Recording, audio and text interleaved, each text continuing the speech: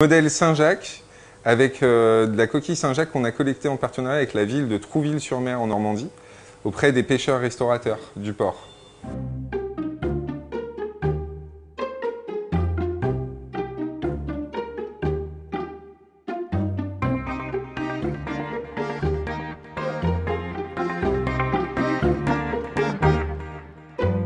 Donc c'est un déchet de production de l'industrie agroalimentaire. En fait, les coquilles sont utilisées comme contenants pour en faire notamment des plats surgelés comme la Saint-Jacques à la bretonne. Donc une fois collectées, nous on les réduit en poudre. Donc il faut savoir que c'est des coquilles qui sont destinées à être enfouies ou incinérées, hein, et on ne peut pas les remettre en mer. Et une fois réduites en poudre, on les valorise dans nos plaques, on fait nos propres rendus matières avec des développements couleurs en vue d'en faire en fait des lunettes.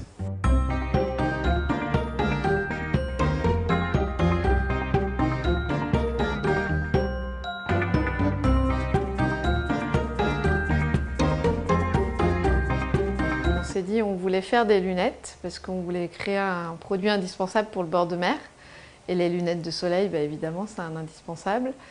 Et, sauf qu'on voulait les faire différemment et on a remonté la filière de la lunette en France. Et moi, d'où mon passif avec les coquillages. Dans ma famille, on travaillait les coquillages. Et je voulais aussi travailler un déchet.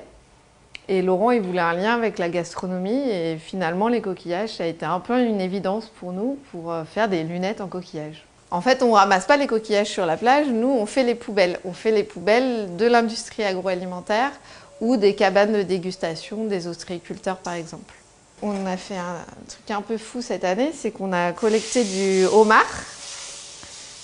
Donc celle-ci, c'est la coquillage et crustacés, qui a été assez compliqué à travailler, puisqu'on a récupéré les poubelles de l'industrie agroalimentaire qui font des homards surgelés.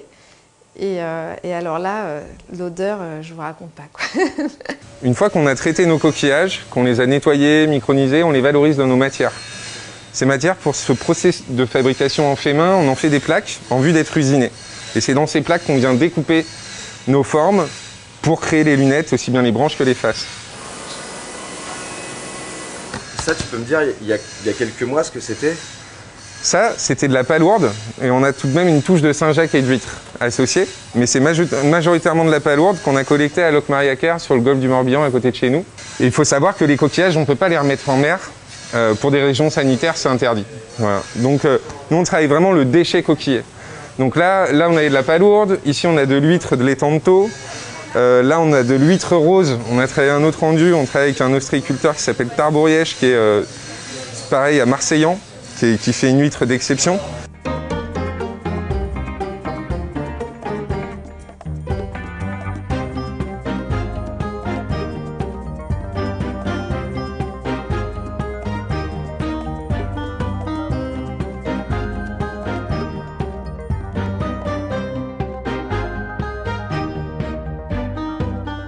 Donc là, on est sur tout ce qui est finition manuelle des lunettes, avec le polissage final, l'ajustement des branches, aux faces.